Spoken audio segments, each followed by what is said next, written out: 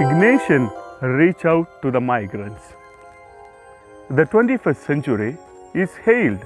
as the age of migration in the annals of history. Migration has become inevitable and the migrants are everywhere.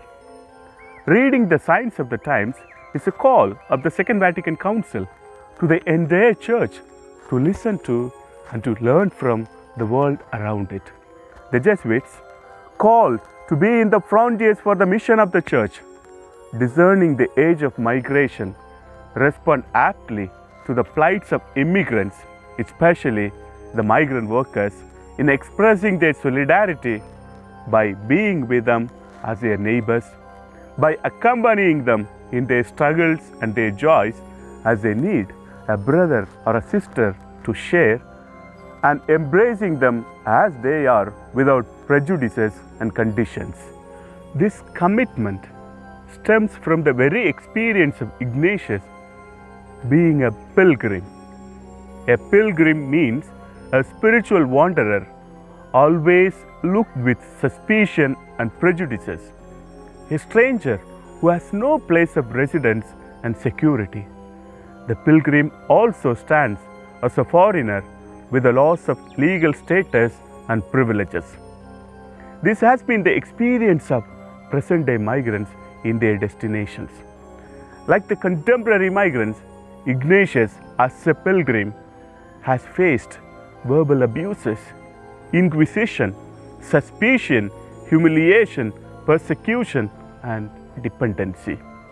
The commitment also has its roots in the earlier mission of Ignatius to the orphans and the former sex workers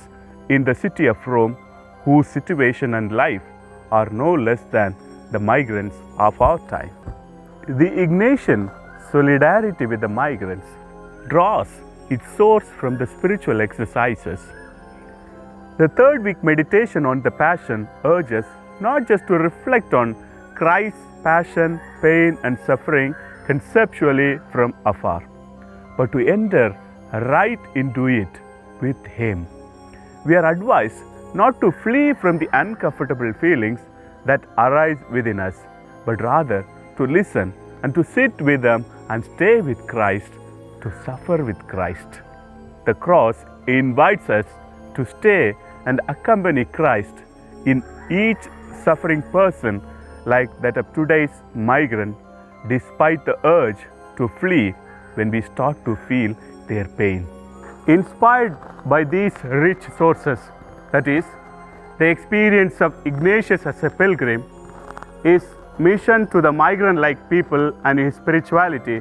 the Jesuit solidarity with the migrants compel itself to find Jesus in sheltering the homeless persons, to find their identities, educating the migrant children in the labor camps to make them enjoy their childhood, accompanying the adult migrants to fight for dignified work and wage, being with the emaciated women migrant workers to be hopeful, assisting the sick and the wounded in the hospital to make them realize that they have reliable neighbors, though unknown to each other, releasing the bonded migrant workers from modern-day bondages and slavery to assert their self-worth, breaking the fetters of trafficked women and children to cherish the abundance of life, voicing for them for welfare measures and policy making to ascertain their rights,